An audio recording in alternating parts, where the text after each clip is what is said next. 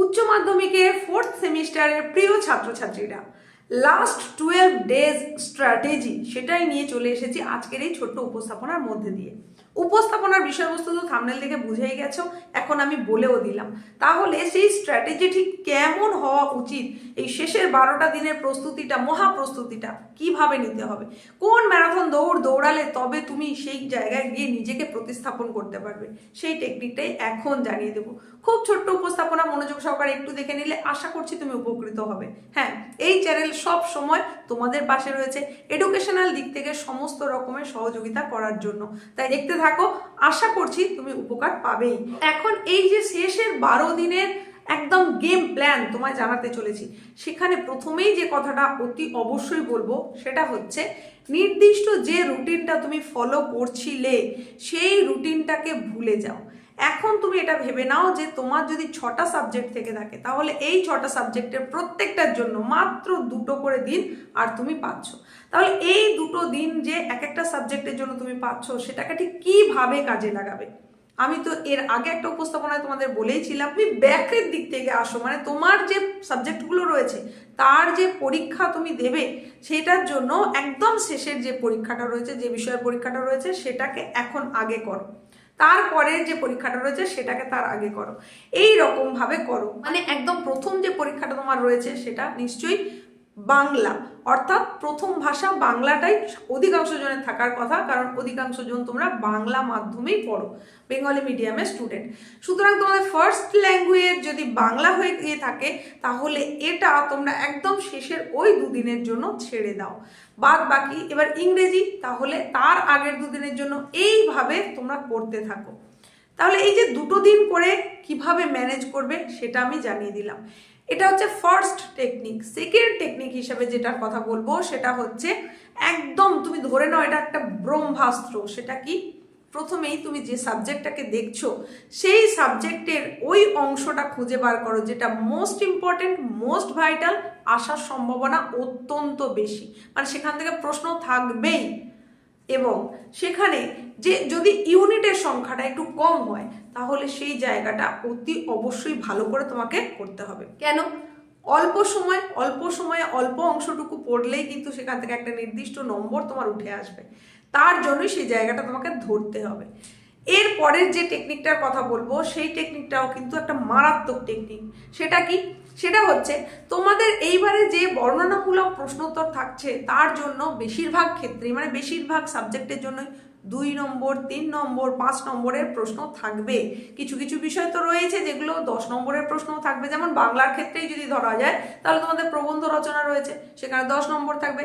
কিছু কিছু আছে প্রশ্ন যেগুলো পূর্ণ 5 নম্বরের আসবে, আবার কিছু কিছু থাকবে যেটা ওই 5টাকে ভেঙে 2+3 এরকম আসতে পারে। তো যাই আসুক না কেন, ডেসক্রিপটিভ কোশ্চেন। সুতরাং তোমার এই ডেসক্রিপটিভ কোশ্চেনের উত্তর ঠিক কতটা হওয়া উচিত নিশ্চয়ই তুমি সেটা বুঝে গেছো। লাস্ট টাইম এসে তুমি আরও একবার অন্তত সেটা ঝালিয়ে নাও যে কত মার্কের জন্য কতটা পর্যন্ত তুমি উত্তরটা করবে, লাইন পর্যন্ত উত্তরটা করবে বা কতগুলো শব্দের মধ্যে উত্তরটা করবে, এটা খুব ভালো করে মাথায় ঢুকিয়ে নাও। ফোর্থ যে টেকনিকটার কথা বলবো সেটা হচ্ছে, তোমরা জানো এইবারে তোমাদের মোট 24 পাতা সম্বলিত অ্যান্সার স্ক্রিপ্ট দেওয়া হবে। সেই অ্যান্সার স্ক্রিপ্টটাকে সঠিকভাবে ইউটিলাইজ করতে হবে, অতিরিক্ত কোনো পেজ কিন্তু তোমাকে দেওয়া হবে না।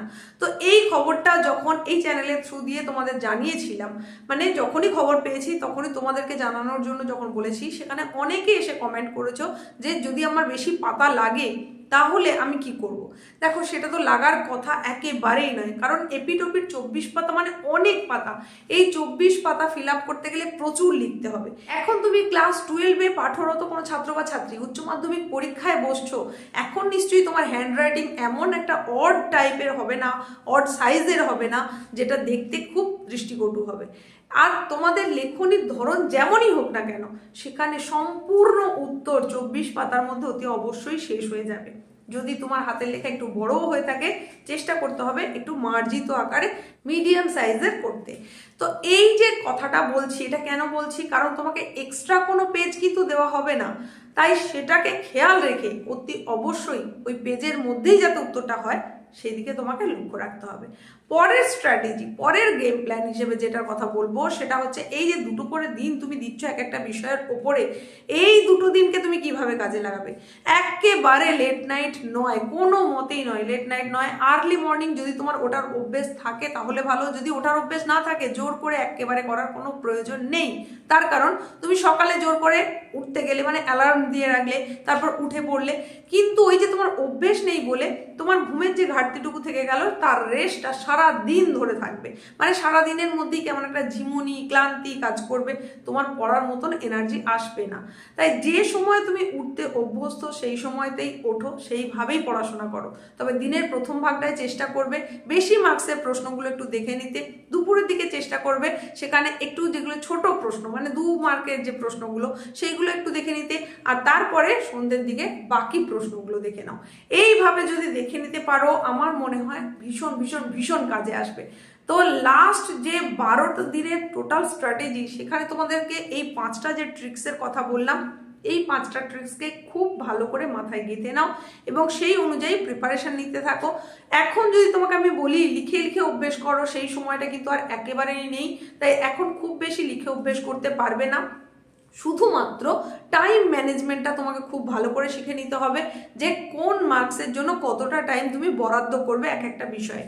তো এই সম্পর্কে যদি তোমরা জানতে চাও তাহলে সেটা তোমরা কমেন্টে বেশি বেশি করে জানাও। নেক্সট উপস্থাপনায় তোমাদের এই টাইম ম্যানেজমেন্টের উপরে একটা ভিডিও নিয়ে চলে আসবো যাতে তোমাদের সুবিধে হয়, সেটা যে কোনো বিষয়ের ক্ষেত্রেই হতে পারে।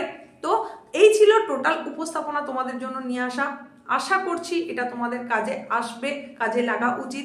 এছাড়াও যদি তোমাদের কোনো বিষয় জানার থাকে, জানানোর থাকে, সেটা তোমরা কমেন্টের মধ্যে জানাতে পারো। এসপি ম্যাম ক্লাস এডুকেশন চ্যানেলের তরফ থেকে তোমাদের প্রত্যেকের জন্য অনেক অনেক শুভকামনা, অনেক শুভেচ্ছা, আগাম অভিনন্দন রইল। প্রত্যেকের পরীক্ষা খুব খুব খুব ভালো হোক। যেটুকু সময় রয়েছে এই সময়টাকে খুব করে কাজে লাগাও, কোনো রকম অবহেলা নয়, কোনো রকম গাফিলতি নয়। এই সময়টাকে কাজে লাগাও আর মনে মনে শুধু একটা কথাই বলতে থাকো, তুমি পারবে, নিশ্চয়ই পারবে। পরীক্ষার হলে তোমার বেস্টটুকু দেওয়ার জন্য তুমি তৈরি রয়েছো, এই চিন্তা ভাবনা নিয়ে অবশ্যই যাও। আর যে সতর্কতাগুলো তোমাদের জানিয়েছিলাম সেই রকম কোনো চিন্তা ভাবনা মাথায় রাখবে না, শুধু ফোকাস রাখো তুমি যে একজন ছাত্র বা ছাত্রী, তুমি যাচ্ছ পরীক্ষা দেওয়ার উদ্দেশ্যে, শুধু তোমার কাজটাই হবে পরীক্ষায় সুন্দর করে লিখে আসা। এর বাইরে কোনো রকম ঝামেলা ঝঞ্ঝাটে জড়িয়ে পড়বে না, সেটা না তো কোনো ইনভিজিলেটরের সঙ্গে, না তো আদার্স কারোর সঙ্গে। তুমি পরীক্ষা দাও, সুন্দরভাবে ফেরত এসো, আবার পরের দিনে পরীক্ষার জন্য প্রিপারেশন নিয়ে নাও। আর হ্যাঁ, আরও একটা কথা সেটা হচ্ছে অ্যাডমিট কার্ড। অ্যাডমিট কার্ডটা কিন্তু তোমাদের প্রতিদিন নিয়ে যেতে হবে। প্রতিদিন হলে ঢোকার আগে তোমার ওই অ্যাডমিট কার্ড চেক করে তবেই কিন্তু তোমাকে ভেতরে যেতে দেওয়া হবে। তো অ্যাডমিট কার্ডটা তোমরা আশা করছি সকলে পেয়ে গেছো। যদি পেয়ে গিয়ে থাকো নিশ্চয়ই দেখে নিয়েছো সেখানে HM-এর সিগনেচার এবং সিল করা রয়েছে কিনা, ওটা ছাড়া কিন্তু কোনোভাবেই ওটা বৈধ বলে বিবেচিত হবে না, ক্যান্সেল করে দিতে পারে।